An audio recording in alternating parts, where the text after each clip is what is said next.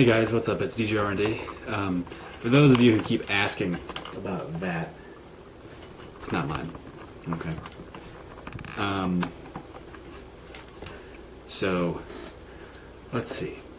I'm going to talk about ESTJs versus ENTJs. These two personalities are both, they can look similar they look similar as far as overall activity goes, but physically they do look very different.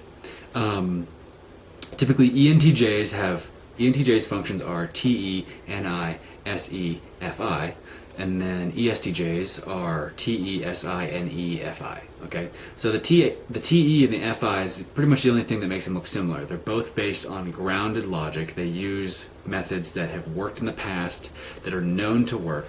Okay,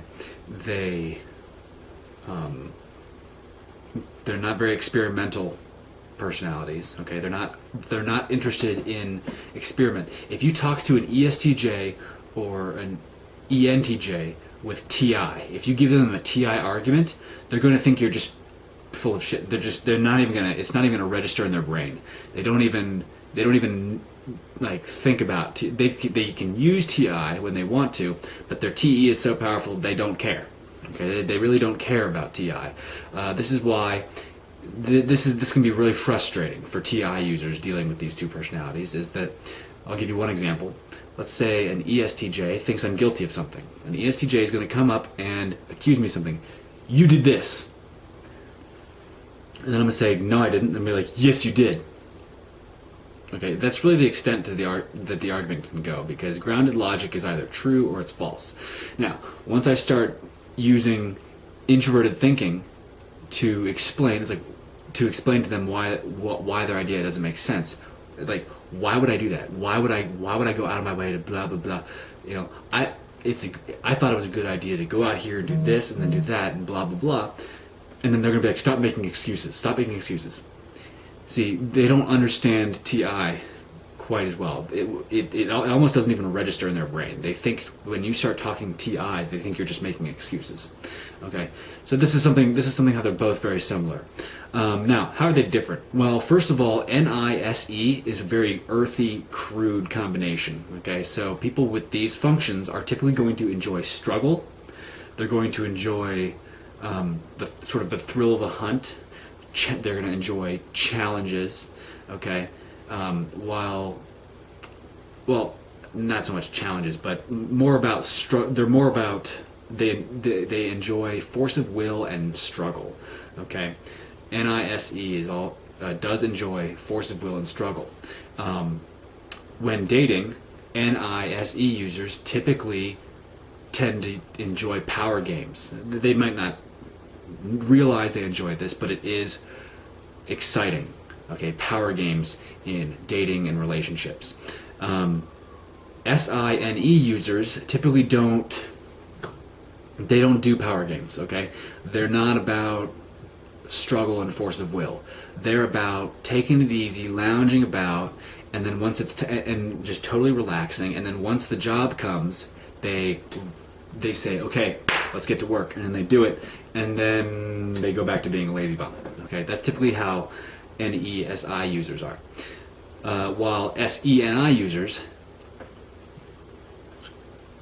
the harder, the more of a challenge it is to accomplish something, the more satisfying it is when they get it. Okay, so this is something with NE or NISE. Now, ENTJs. ENTJs, how do you tell the difference between the two? Well, first of all, ENTJs have a habit of not using their neck muscles. They just, when they face towards you, they'll just, their whole body will face towards you. ESTJs, I've never seen that to be the case. Okay, so that's a little that is in my experience that's one of the little physical differences right there you can see. Also, ENTJs don't like it when you look at them. They don't like being stared at. I mean, most people don't like being stared at, but more so ENTJs, and they'll probably get pissed off, or say something to get you to stop. Okay, they'll tell you to go they'll tell you to go away, they'll tell you to go somewhere else, whatever. They don't like being looked at. ESTJs that's not so much the case. ESTJs are more focused on their sort of abstract perception, their character, how they're viewed, their reputation. Okay, this is why they have such a professional demeanor about them. This is why this is very important, professionalism and stuff like that. It is important to ENTJs as well. However, ENTJs have more of an extroverted sensing flavor to them. So it's kind of like they're a little bit more sporty, a little bit more. They're more colorful in their appearance, and they're much more direct. Okay, now one thing about a big thing with ESTJs is they have this ability to talk for hours and say absolutely nothing. It's actually a defense mechanism. When they don't feel like answering a question, they just blah, blah, blah, blah, blah, well, and they'll just talk about random stuff for an hour and say nothing.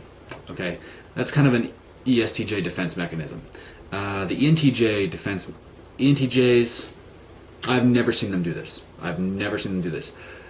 What I have seen them do, however, is they'll try to ingratiate you. If you are a threat to them, or maybe if they're arguing with you, one thing I've noticed with ESTJs, when I argue with ESTJs,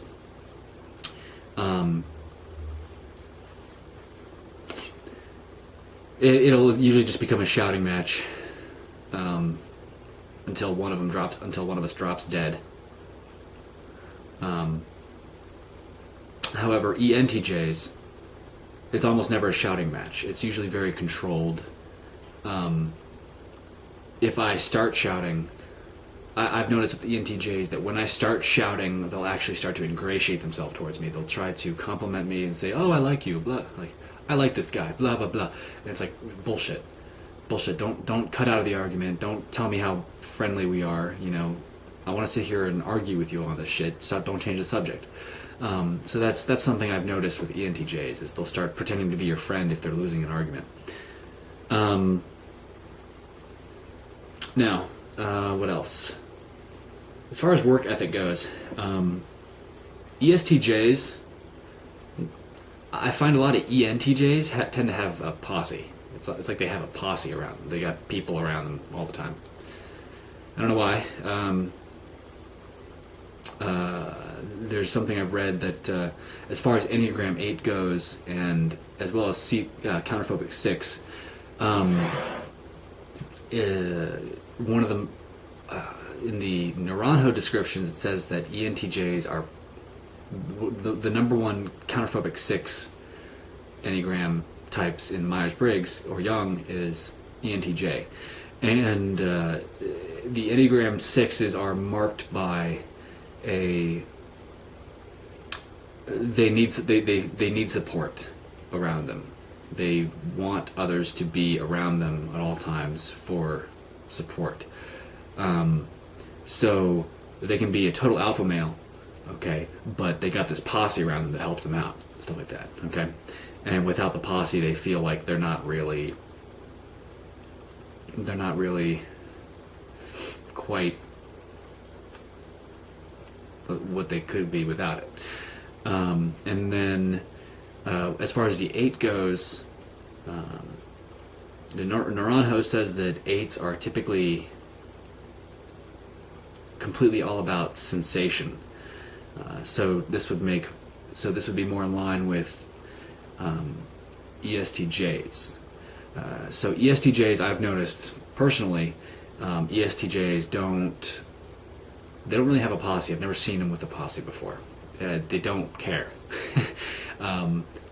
ESTJs are very by themselves. They might have a lot of support. They might have people respect them, but I've never seen an ESTJ with a posse or like a group of people that they look out for and stuff like that. It's just not sort of the ESTJ style. ESTJs, they're more about just getting the job done and sort of worrying about themselves. And as much as they'll tell you that they're completely unselfish and stuff like that, they're pretty self-centered. Okay, so are ENTJs. Actually, no, ENTJs are actually very unself-centered. They need to be more self-centered. Sometimes they will do things for other people regardless of their own happiness, which is a little strange to me. ENTJ. A good story for ENTJ would be like The Last Emperor. If you've ever seen that movie, The Last Emperor, that is about an ENTJ. This kid was raised. He had all these people take care of him. Blah blah blah. He has all these servants. At one point, the communists come in and he gets put in prison. And he's this former emperor guy, but it's a really sad story, and it's a good story too. The ending kind of sucked. But anyway, he says at one point they're in this prison, and he's sitting there on this bed. He's like, "Where's my toothbrush?" And I don't remember exactly what he said. He basically says, "Where's my toothbrush?" And then one of his servants, who's also in his jail cell with him, comes up with a toothbrush, squeezes the toothpaste, and gives it to him. And the servant messed something up, and then the former emperor guy yells at the servant, and the whole scene is awesome because it's like they're in a jail cell and they look like fucking garbage. Okay, you would not, and the servant just sort of gives him this look, and it just looks at him like, look where we are. We're in a fucking jail, and I'm still doing your shit. It's like it is kind of a very ENTJ thing. ENTJs are often regarded as the generals, and ESTJs would be more middle manager type thing. The ESTJs, they don't have much of a big picture vision. Okay, they don't have much of a big picture vision. They're just sort of while ENTJs have a very big picture vision. In fact, their vision is so big that sometimes they have difficulty reaching their vision. Okay, while ESTJs, it's almost like they're staring at their feet the whole time. They have very little introverted intuition. In socionics, it labels them as having introverted intuition polar, which means, point of least resistance, it means that introverted intuition plays almost no part in an ESTJ's life. I would say that if there's any type more likely to run into gunfire with its head down like this, it's probably an ESTJ. They have very little foresight, at least from what I see. They see possibilities of the future, but it's not like a long-term foresight. And if they sit there and they write down things, they can obviously plan for the future, calendar events and stuff like that. But their personal goals and stuff like that are not very long-term. Okay, they're more about the means, and then the ends sort of solve themselves somehow. That's all. That's the impression I've always gotten from SINE users. What else? Let's see. ENTJs might be a little sadistic sometimes. They've got that extroverted sensing, which is a little brutal. Okay, it's a little animalistic sometimes. ESTJs, they're not animalistic. They're very proper, very well put together. Okay, so.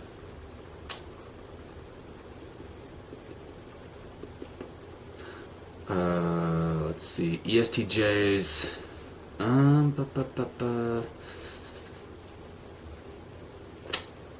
Internally, okay, an ESTJ is going to be thinking more about the past. What worked in the past? They're going to be more into history. They're going to be more into things that worked in the past because of this introverted sensing.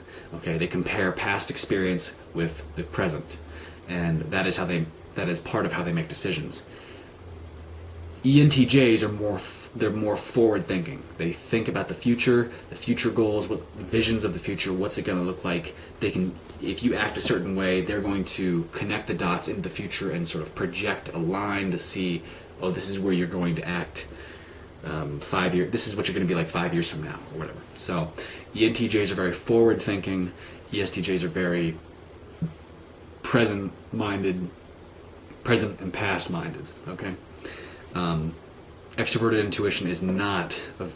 It does think about what could happen in the future, okay, but it's not a forward-thinking process in the way that introverted intuition is. Introverted intuitives are most likely to plan their own funerals, stuff like that. Okay, so INTJs, I'm looking at you. Keep planning those funerals. What else? Yeah, you would never see an ESTJ planning their funeral. It's not their mentality is, I'll cross that bridge when I get there. Okay, so that's all I got. I hope that explained the difference between ENTJ and ESTJ. I'll see you later.